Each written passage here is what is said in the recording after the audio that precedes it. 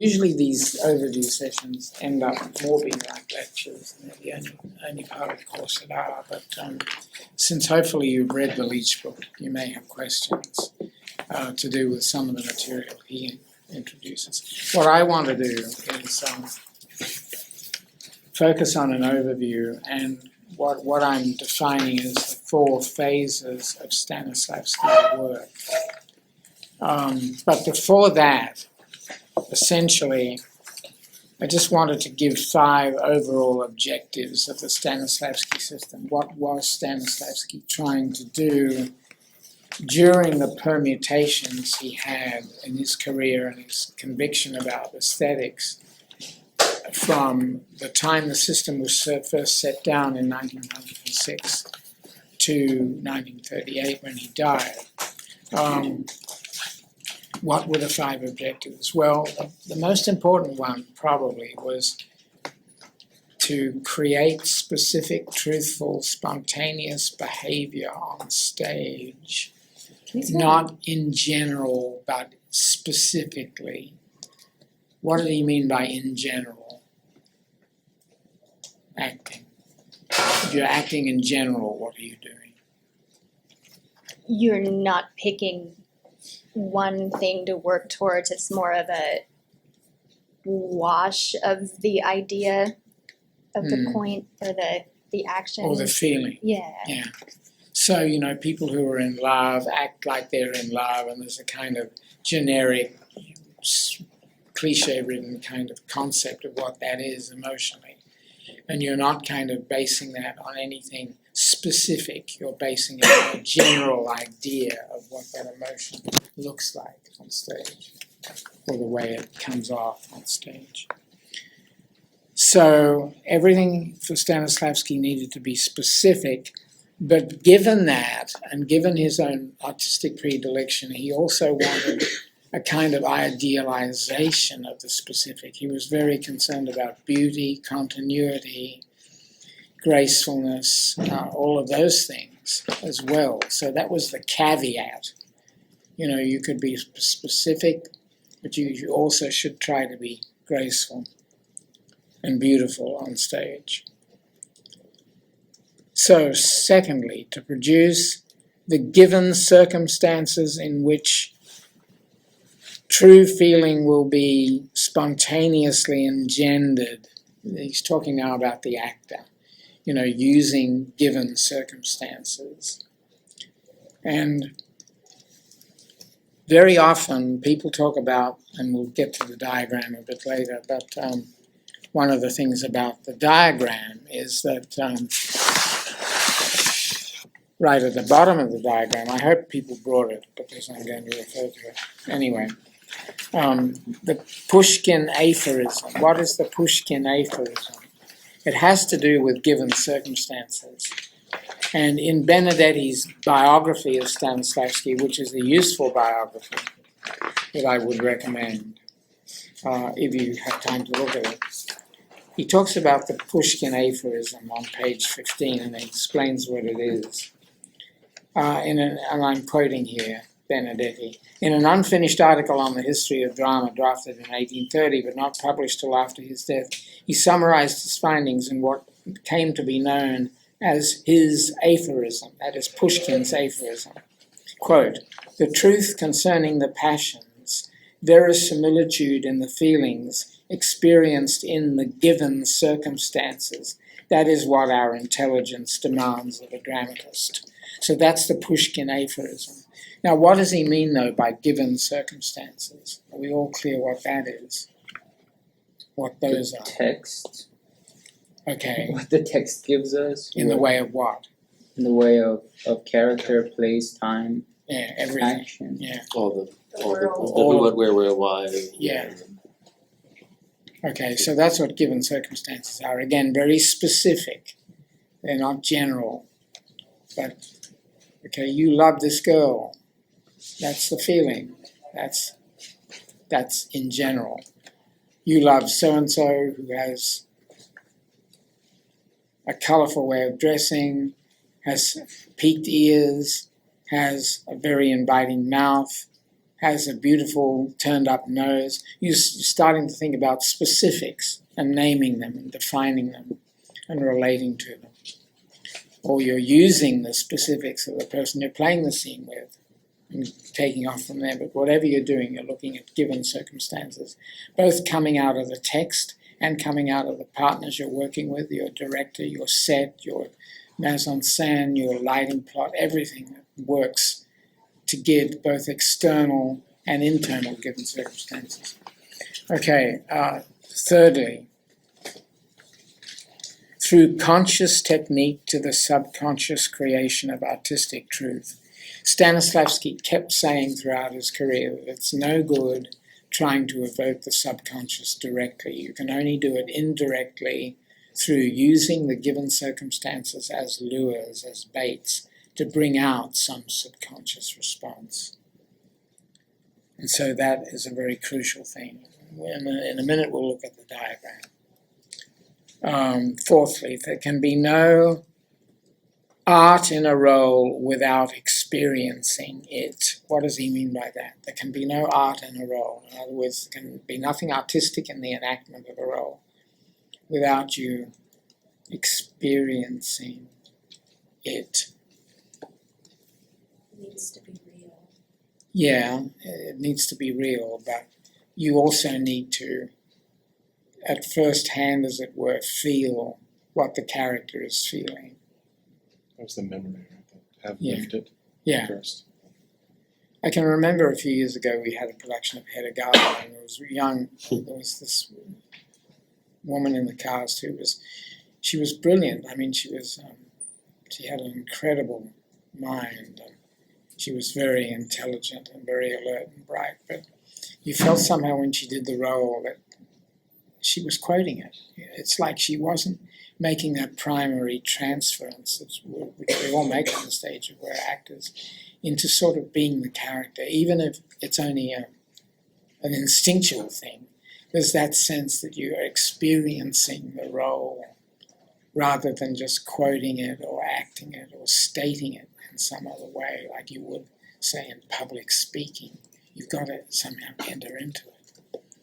And so he puts that as very important. Number 5, the final one, to produce art in an unbroken line. Okay, right through all of his writings, in every period he wrote, Stanislavski was stressing the fact that art had to be an unbroken line, that anything that was truly artistic was part of a connectivity of an unbroken line from beginning to end. There was something that was inviolable about that. And of course, some of his greatest critics and pupils who became apostates, like Mānoa, said that that was nonsense, that art could be a series of collage lines, or it could involve broken lines, it could involve shatterings, it could involve various kind of disjunctions. But that was something that Stanislavski believed passionately, that art somehow had to be beautiful, it had to have a continuity about it, and all of this. So those then, I would say, are the 5 most important objectives of the Stanislavski system that he evoked first in writing, set down in writing first in 1906. Okay, now, the 4 phases of his career, and this is on the handout. I've kind of suggested that there are 4 phases. The prelude to all of that was his work as an amateur, born into a wealthy Russian merchant family. When he was 14, his father built a theatre for him and for the other children. He wanted to be a singer but had a local crisis. He tried traditional methods of theatre school. They didn't suit him. At the Imperial Theatre School, he was told to copy the teachers, just do a replication of what he saw them doing on stage. Didn't satisfy him, he quit. His first major experience was in the Society of Art and Literature, formed in 1888, which was essentially an amateur society of wealthy dilettantes who were passionately interested in theatre. And they did some really good productions. And if you note, it's 6 years between the formation of the well, actually said, between the formation of the Society in Art and Literature and the impact of Sax Meiningen's company and his first actual direction in 1891. So those are on the chronology, and that's like a lead-in to his major career. Does everyone know what the Duke of Sax Meiningen's company was? Leach explains it, but does everyone know what that company was famous for? Well, it began in the state of Meiningen in Germany, and the Duke was out of a job because Bismarck had unified the country, so he needed something more to do, so he started a theatre. And out of that became a kind of prototype of realistic theatres in the late 19th century. And he toured the whole of Europe, and his production methods involving intensified crowd work and a careful kind of blocking of mise-en-scène and a use of what we now call realistic settings, with primitive lighting and settings that looked to be realistic, and careful movement of characters, picturization, blocking, all of those elements of a director's art. Involved large numbers of actors and animals and the whole Yeah. thing. And also significant for Stanislavski's later work with Nemirovich at the Moscow Art Theatre was two directors. You had a so-called role director. Sax Meiningen had a role director, a man called Ludwig Kronek, who drew the actors, and a set director or a mise-en-scène director. That was, in Stanislavski's theatre, it was Stanislavski. In the Duke's theatre, it was the Duke. So they would prepare all of the mise-en-scène, all of the ground plans, picturizations, elevations of figures, and then it was the acting director's job to transfer that to the actors and get them to do all of that. But it was a division of labor, and this was conventional with the Moscow Art Theatre and quite a few theatres for about 10 or 15 years. And then it fell out of fashion around about 1906, 1908 or so. And you've got your one director who's controlling everything, including the mise-en-scène. So that company it toured throughout Europe, it became famous, it became one of the first exemplary modern theatres. Although the kind of plays the Duke did were all romantic and Shakespeare, and there weren't very many modern works, although occasionally he threw in one or two. So Stanislavski was blown away by the tour of the Meiningen Theatre. And he saw the rehearsals that Kronek conducted and copied Kronek's autocratic way of directing actors and telling them what they had to do and where they had to be and how they were supposed to react and emote and so on. So that brings us to phase one. Stanislavski's career is divided, you can divide it essentially into four phases. And just to name them briefly at the outset. The first one was where he, as the Moscow Art Theatre director from 1898, became a kind of director-dictator like Kronek and Sax Meiningen. And all of his plays were kind of very carefully prepared on the axiom, the set is half the job. So really it was an environment, a theatrical environment within which actors would pose, speak their speeches set by the text, and there were several. The devices that are important are what Stanislavski himself called poses, which were kind of fairly rigid character poses that a character would adopt. Business, which is what we mean by business, something done with a prop, some activity done with a prop or an object. And pantomime, which was a kind of stylized movement or a particular mode of movement interspersed with speech. I think it's Leach who quotes somebody who says that Stanislavski productions for the day were full of movement in this first phase. So everything was planned out, sound effects, lighting effects, cues were all written in to a very elaborate production book, which was the mise-en-scène, and then executed by Nemirovich Danchenko. So that was the first phase, the dictator director. The second was the formation of the Stanislavski system.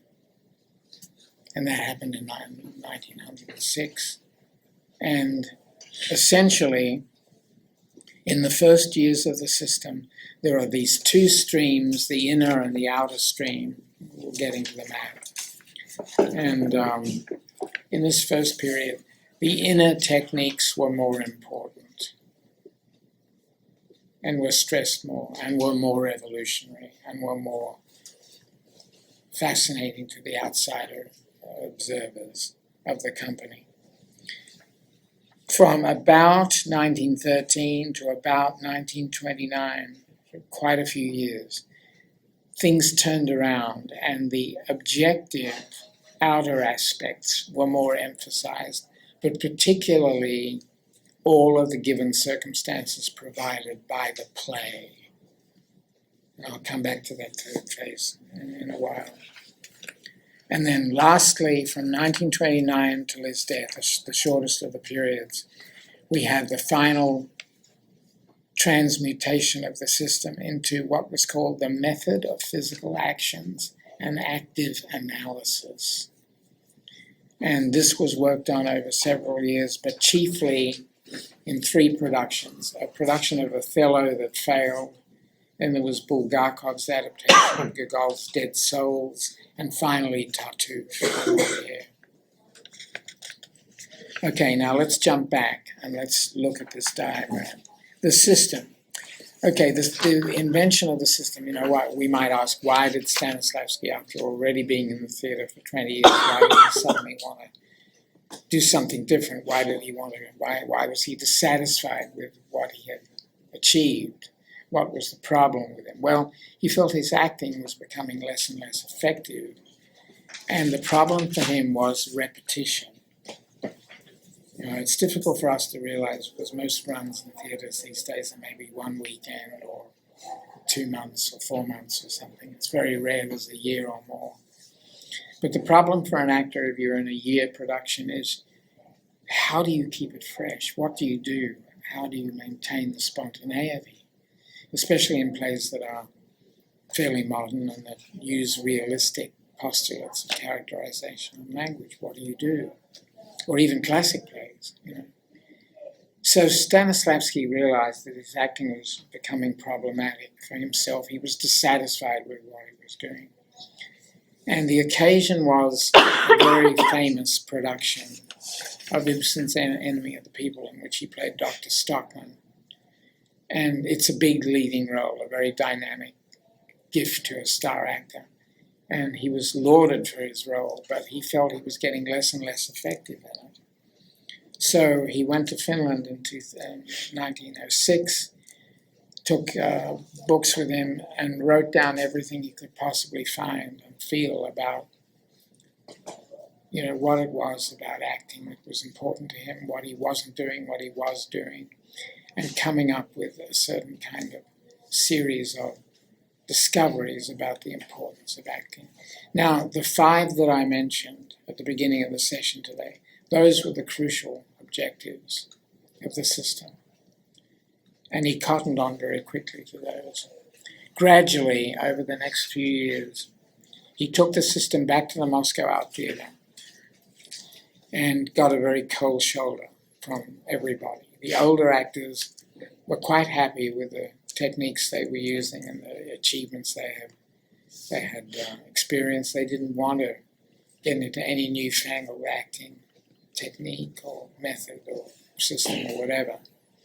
His artistic partner, Nemirovich Danchenko, whom he founded the Moscow Art Theatre with, was absolutely impatient of this. He thought it was self-indulgent and pointless, and was hostile, in fact. And that was the rift that began between the two directors of the theatre. Both of them stayed in the theatre for another 30 years, but they rarely spoke to one another and worked in different theatres. Because Moscow Art Theatre divided into studios from 1910 on, where studios added to it. And then after the revolution, some of those were renamed or broke away from the parent company. But anyway, he alienated Nemirovich, and also, several of the actors thought that his methods were not successful, that they didn't lead to any more effective performances. So they were rejected. Particularly the controversial inner techniques that he was working with, emotion memory, which we'll look at on Tuesday, and this passion for precise specificity in all of the given circumstances. Okay, now the map. This map actually was found by Bernadetti in the archives. It's not in any particular book, but at the end of the old book, Building a Character, the earlier incarnation of part of this major work, The Change, you've got this very helpful diagram, and I think it's worth just taking a few minutes to kind of go over this.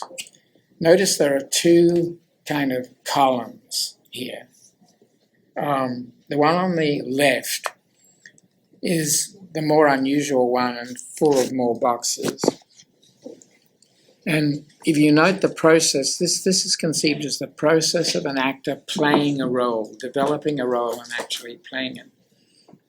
And you begin at the bottom with Pushkin's aphorism, the given circumstances, physical actions on the left, imaginative actions on the right.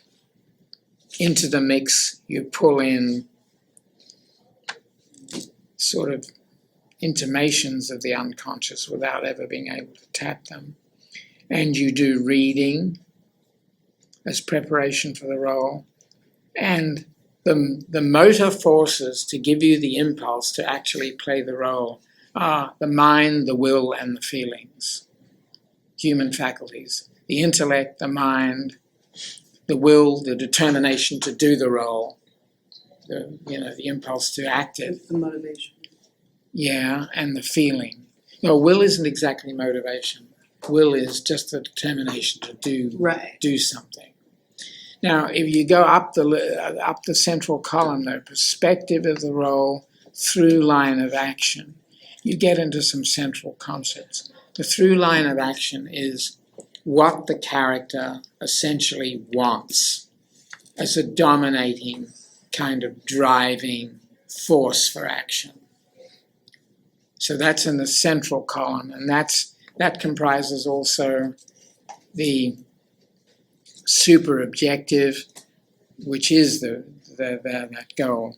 But it also comprises the way that the character moves towards the super objective through the action of the play. So the term that Stanislavski used for each of the characters going through this process was through line. Through line. And it's very interesting in building an actor's work on the role, which is the revision of creating a role.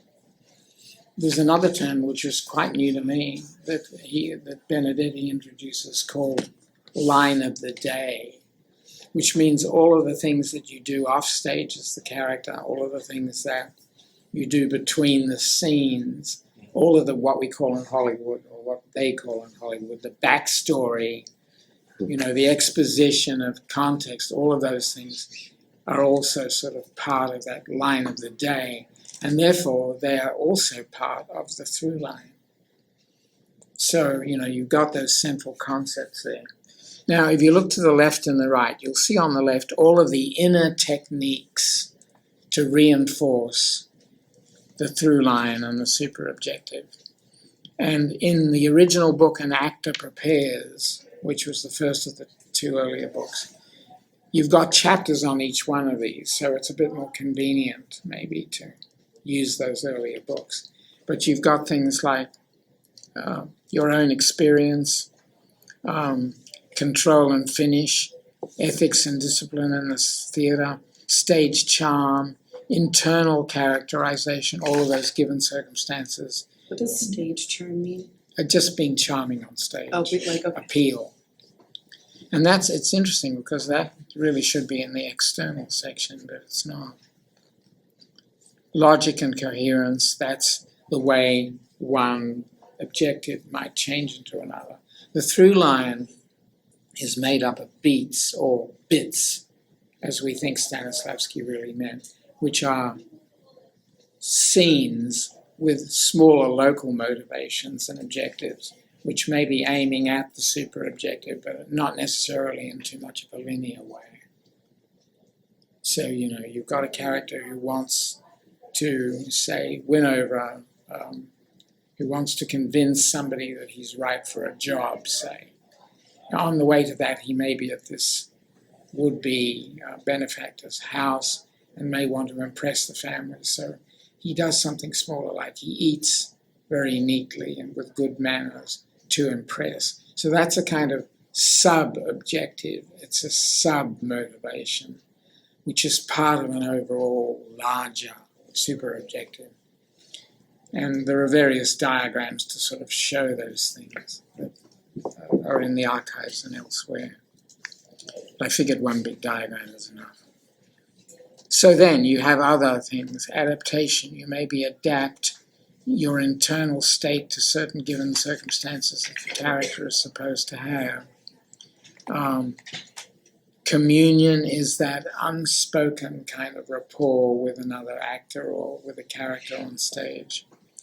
Emotion memory we'll look at next time, which is using certain personal emotional experiences as lures to provide emotions of the character in the play.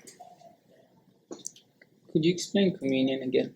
Communion is just that sense of rapport you sometimes feel with an Chemistry. actor, chemistry, interesting sort of sympathy between human beings that is a natural thing on stage, maybe between certain actors, between certain personalities. It's nothing you can seek for. Stanislavski described it, and we'll talk about this again, but he sometimes used the term ray emission and absorption at one point to describe this sort of these waves of sympathy or rapport that sometimes pass between people on stage. Emotion memory, we'll talk about next time. Tempo rhythm, very important. Some of these things have doubles in as external techniques. So you can have inner and outer tempo rhythm. Feeling of truth and belief is engendered by belief. I'm going up the column. Is everyone following? Mm-hmm. Yeah. Feeling of truth and belief in the given circumstances. Attention to objects. Units and objectives, those are the separate beats or subunits that I mentioned. Imagination is, again, believing in the given circumstances, the famous magic gift that starts the whole process off of what would I do if I were in this situation, that basic sort of experiential stake that you should feel in playing the role. Okay, so those are the internal techniques. On the right, we have the external techniques that form mostly part of the old building a character. So you've got physical expressiveness, you've got all of the ancillary arts of physical training that are much the same now as they were then, except more have been added now. Fencing, dance, movement, language and speech, vocal technique, speech, voice, external tempo rhythm of language and movement, relaxation, all of those, we can take more for granted because those are all parts of the external technique of being an effective actor. And in conservatories like the one that Stanislavski is imagining his students in, all of these subjects would be taught on a daily basis as a matter of course in a conservatory type of training. So that's kind of taken for granted. The fact that it is taken for granted a bit too much, though, meant that Stanislavski's reputation was, in the West anyway, skewed towards the internal techniques, which were more novel and unusual. And his endorsement of all these external skills was downplayed. So that then is a diagram. Now notice we get at the top, we get to the common theatrical state where these things come together in a kind of symbiotic process. They theoretically proceed in an individualized way, but then they they kind of fuse at a higher level when the performance has been given, and then the proposed super objective kicks in as well. So that's a kind of diagrammatic of the system as it became in its mature period. Okay, so coming back just briefly to the chronology then from that. Stanislavski promoted and was very, very friendly with this guy who really had no theater experience, but was a disciple of Tolstoy. And this was a man called Suliyitsky, who he trusted as a co-director and assistant director, and who dominated all of the early work on the method, and was one reason why the internal stuff was stressed so much.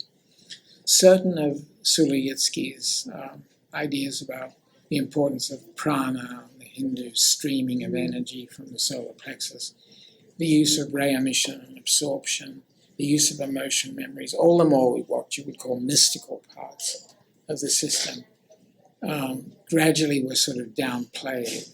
Suliyitsky was very responsible for the success. There were some of the early system productions. And the first really big success was a version of Turgenev's Play a Month in the Country, where Stanislavski proved the usefulness of the system by using younger actors. He himself was cast in his own production, but otherwise they were young newcomers, all very gifted, and they proved to the parent company and proved to their audiences and critics that the system was viable and could come out with superior results. So after that, they formed this first Moscow Art Studio, and a whole series of brilliant second-generation Stanislavski students were used. Vakhtangov, who later established his own theatre but died fairly young. Mikhail Chekhov was part of that first studio. Meyerhold was not, because he got kicked out of the theatre years earlier. Get back to that later. So you had these brilliant second-generation students. They did a number of fascinating productions that Dr. are Carroll, legendary. Yeah. just could you talk about the actors and how they entered the Moscow Art Theater, and was it? It varied a great deal. They sometimes were hired. All of the first generation of Moscow Art Theatre who opened the company in 1898 were students, conservatory students of Nemirovich Danchenko. So they were all people that he'd trained. And as the theatre wore on, as the life of the theatre wore on, the stories were wildly different. Sometimes people were seen in productions, or they were recommended. Sometimes it was a relative, like Mikhail Chekhov had acted a little bit in theatre in Moscow and was recommended by relatives, auditioned for Stanislavski and was taken into the theatre. He was related to Anton Chekhov, of course. He was a nephew of Chekhov. So he had a natural in. But they came from many, many different sources. Yeah. Why is the 1930 production of the film considered to be a failure? Oh, we'll get to that. Oh, okay. Oh, Yeah. sorry. We don't have long now. And the actors who worked for Stanislavski, when they entered the school and they got Yeah. paid for what they were doing? They were paid only when they became members of the company. I don't know how much the fees were for the actual training. If you read the book, hopefully you have started already, but you notice that the fiction that Stanislavski gradually developed was that there was a star student, Kostya, who was like him when he was young. There was a brilliant director-teacher, Tortsov, who was the mature Stanislavski. And then there were all these less interesting and not so bright students who were not that good actors either. People like Grisha, who was constantly challenging Tortsov. You'll see the way they develop as a series of types of recalcitrant students who, can't do what they're expected or who criticize the master. So that was the kind of fiction that he worked at. By the time he wrote the important books, the two big books, which we think he worked on quite a bit now in the mid-20s, but by that time he arrived at the this fiction role of the student and the teacher, students and the teacher. Just to quickly sort of finish up the chronology, because we don't have long to go now, but Sulejitsky died in 1916, which led to a period of less activity taking part through the theatre. And of course in 1917 there was the Bolshevik Revolution in Russia, which put Stanislavski temporarily out of favor. And in the ascendant, of course, was Meyerhold, who was more modern, who was more obviously revolutionary in his theatre, dealt with Soviet sort of themes and topics. Stanislavski was still, according to some people, serving up the old-fashioned realism. But things changed because fashions changed, politics changed. By the time Stanislavski died, he was regarded as the only true theatrical masterworker in Russia. Meyerhold had been disgraced, Chekhov had been forced to go into exile. All the most dynamic and innovative directors and actors were forced out. And Stanislavski continued. So the third phase was where the script was very, very important, where a lot longer was taken over the whole rehearsal period of every production. Sometimes only one production opened a year. The studios split off into separate theatres. Sometimes Mikhail Chekhov had his own studio theatre. Productions lacked a modern repertory, so there were very many restagings of classics. There were a couple of new playwrights discovered, most importantly Mikhail Bulgakov, who wrote a play called Days of the Turbans, which was a huge hit. But at this period, the external techniques, that's the right side of the diagram, were paramount, and the left were underemphasized. Soviet ideology also emphasized the importance of what was practical, tangible, and material. And a lot of these prana, ray emission and absorption, communion, a lot of that stuff, it sounded very suspect to the Soviet authorities, so they frowned on it, and Stanislavski de-emphasized it. But mostly, this was the period of table work, when a vast number of rehearsals were had around a table, and productions were discussed, and motivations of characters were spelled out. There was a great deal of dissection and analysis of the text. Now, finally, from 1929 to 1938, the method of physical actions was developed, which was a much simpler kind of re-emphasis again on the externals, but in a different way. What actors would do is very soon, long table work was cut out. What the actors do would get up on stage and improvise. They would improvise the actions of the scenario of the play. They were not given the play. They were told not to worry about the play, but to instead focus on making the actions their own. In other words, it was like a direct transmission between the actor and the character without the worrisome text being in the way. And Leach, actually one of the best quotes in Leach that I wanted to read you, is a sort of way of describing the method of physical actions. He puts it very well on page 39, where he says this: "The work may have been interspersed with freer improvisations and etudes, which are studies, which in Stanislavski's late years often preempted the imaginary explorations and meetings of the old systems, actors' homework, table work, and so on. More facts are gradually unearthed and more research is pursued into areas which seem to be relevant, but basically the work, the improvisation work, which may continue to days, even weeks, is posited on the idea that the event being dramatized is, in essence, a series of physical actions. So the actors are doing physical actions without worrying about the exact words of the text. The improvisation enables the actors to discover in himself the justification for the action and the tasks which motivate it, so that the emotion and the action acquire an organic unity in the actor's body. Stanislavski encouraged his actors to write down the score of the actions and then to test them in a silent etude. They were asked to perform the actions without the benefit of words to examine its coherence, logical progression, and ability to communicate. So the score was the actions being done and also the reasons for doing them. But mostly in this system, it's doing the actions and the logic of motivation followed by action. And so those are the 4 phases then. Okay, we were racing a bit there towards the end, but does anyone have any questions? Okay, I hope you all managed to read that chapter, because Leach sometimes gets a bit repetitive and obvious, but still. Okay, so let me think a bit more about whether it should be 3 or 2.